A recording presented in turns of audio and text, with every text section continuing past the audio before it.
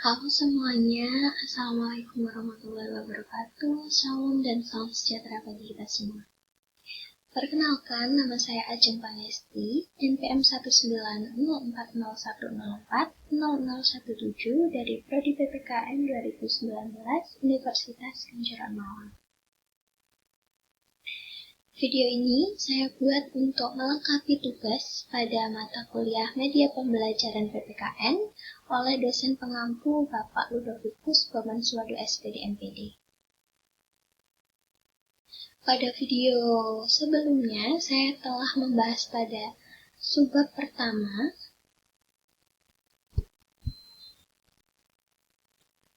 yang berjudul Makna Harmoni dalam Keberagaman Sosial Budaya, Ekonomi dan Gender dalam Bhinneka Tunggal Ika. Dan pada video kali ini saya akan membahas pada subbab kedua yang berjudul Permasalahan dan Akibat yang muncul dalam keberagaman masyarakat Indonesia.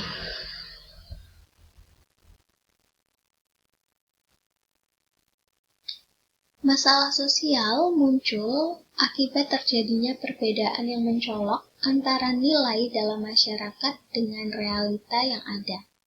Beberapa hal yang dapat menjadi sumber masalah sosial yaitu proses sosial dan bencana alam. Nah, dari hal tersebut, apa pengertian dari masalah sosial?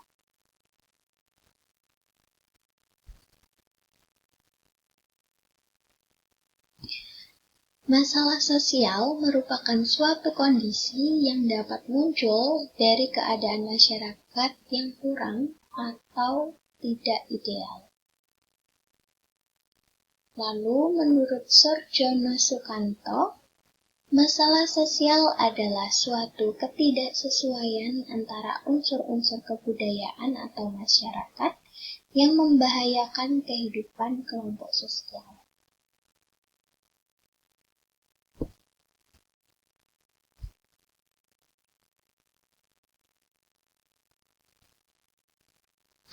Masalah sosial itu dapat dikelompokkan menjadi 4, yaitu dari faktor ekonomi, budaya, biologis, dan psikologis.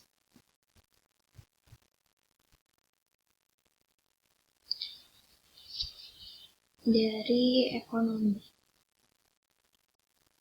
biasanya dari faktor penyebab dari ekonomi itu tidak seimbangnya antara pendapatan dan pengeluaran. Misalnya dalam suatu keluarga, seorang ayah mendapatkan gaji dalam bekerja itu sekitar 3 juta. Lalu pengeluarannya ternyata melebihi dari 3 juta. Sehingga tentu tidak seimbang antara pengeluaran dan pendapatan. Nah, maka dari hal itu, tentu masyarakat itu tidak sejahtera. Sehingga, sebagai seorang individu, kita harus memutar otak. Jadi, mencari masalahnya untuk mendapatkan solusinya. Oh, kenapa pengeluarannya terlalu banyak, malah melebihi dari pendapatan? Lalu bagaimana agar ekonomi ini seimbang? Jadi antara pendapatan dan pengeluaran itu bisa seimbang. Atau bahkan pengeluaran itu setidaknya agak sedikit daripada pendapatan.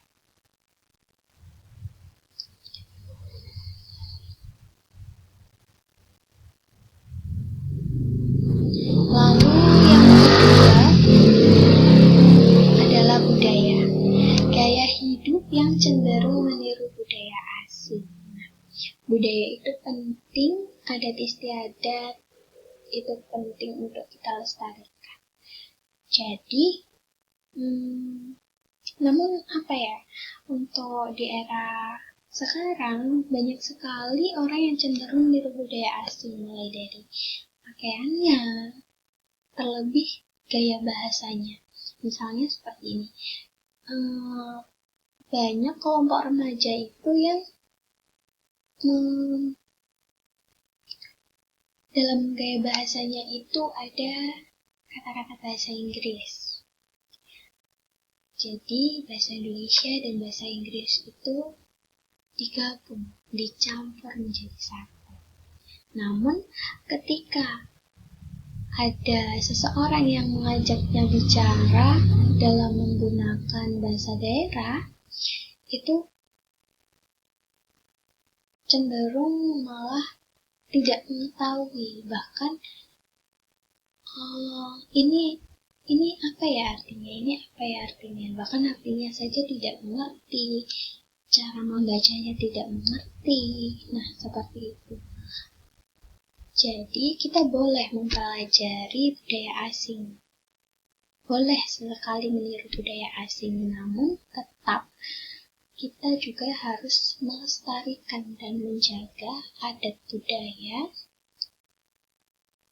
di negara kita sendiri. Seperti itu.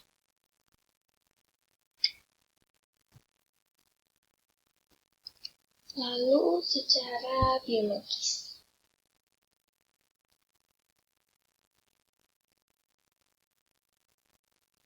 Misalnya secara biologis ini kurang gizi dan penyakit menular.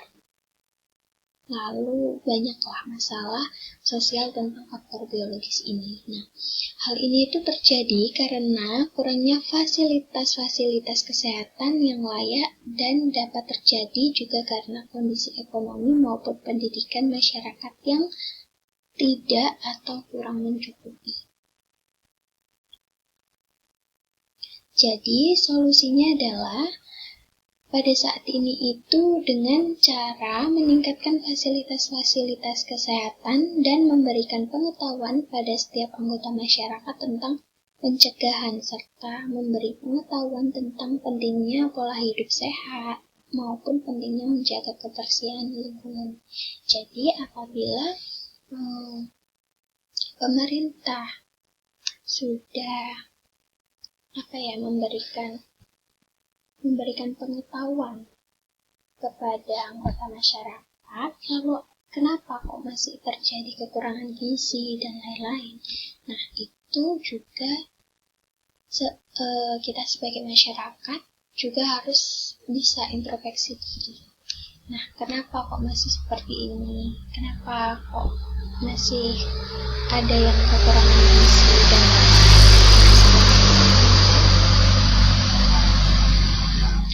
Lalu yang keempat adalah psikologis. Nah, contohnya adalah stres karena pekerjaan. Biasanya di daerah perkotaan itu banyak sekali yang sibuk bekerja lalu mengalami stres, dalam artian stres karena pekerjaan, pusing karena pekerjaan numpuk, tidak selesai-selesai, dan lain-lain. Nah, jadi di hari libur biasanya para anggota masyarakat ini pergi berlibur ke tempat yang sejuk, misalnya ke pedesaan atau ke bukit untuk sekedar refreshing. Nah, lalu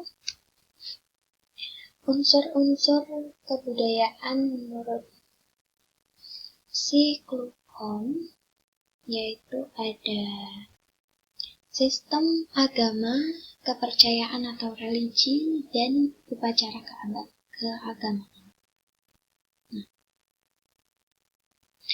agama merupakan seperangkat aturan dan peraturan yang mengatur hubungan manusia dengan Tuhan.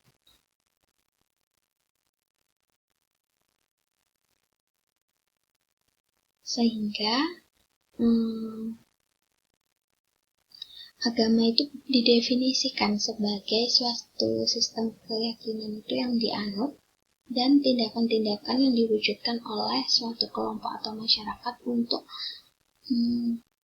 memberi tanggapan terhadap apa yang dirasakan dan diyakini, baik secara gaib dan suci. Lalu ada sistem masyarakat dan organisasi kemasyarakatan. Itu biasanya secara umum masyarakat itu merupakan sekumpulan individu yang hidup bersama dalam suatu tempat atau wilayah, sehingga organisasi atau sistem sosial cara bersosial masyarakat itu pasti ada.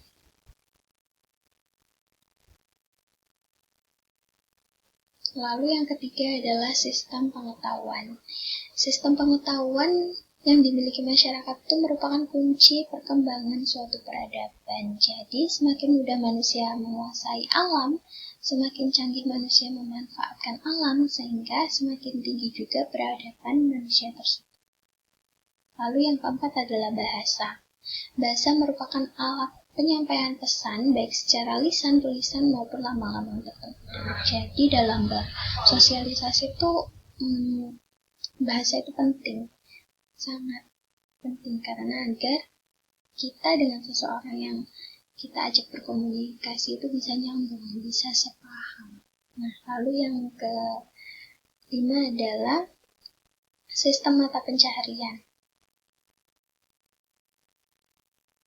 di mana sistem mata pencaharian ini merupakan cara yang dilakukan oleh sekelompok orang sebagai kegiatan sehari-hari. Misalnya pada zaman dahulu ada berburu dan meramu, bercocok tanam, berladang, dan lain-lain.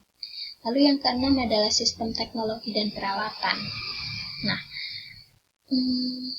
teknologi dan peralatannya itu menjadi sarana penunjang hidup manusia agar hidupnya itu lebih mudah. Sehingga pengembangan unsur sistem pengetahuan masyarakat itu juga terdiri atas alat-alat produktif, wadah atau tempat-tempat untuk menaruh barang kebutuhan, makanan atau minuman, jadi banyak sekali. Lalu yang ketujuh adalah kesenian. Seni dapat dibagi menjadi 3 bagian, yaitu seni rupa, seni lukis, seni patung, dan seni ukir. Lalu seni sastra, ada puisi dan prosa. Lalu seni pertunjukan, ada seni tari, drama atau teater, dan seni musik. Dan kesenian ini biasanya digunakan untuk sebagai hiburan bagi masyarakat atau untuk menambah solidaritas masyarakat.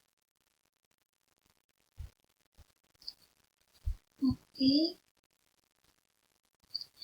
itulah pembahasan dari saya pada sebab 2.